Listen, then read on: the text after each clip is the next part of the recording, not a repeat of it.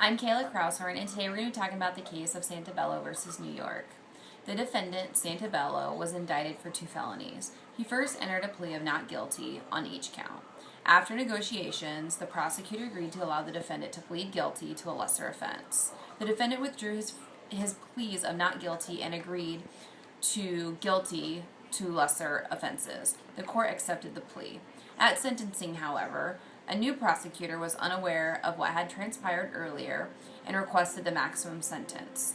The defense objected on the grounds that the previous prosecutor promised not to make any particular sentencing recommendations. The judge then stated that he was not influenced by the second prosecutor's sentencing recommendation and imposed the maximum sentence.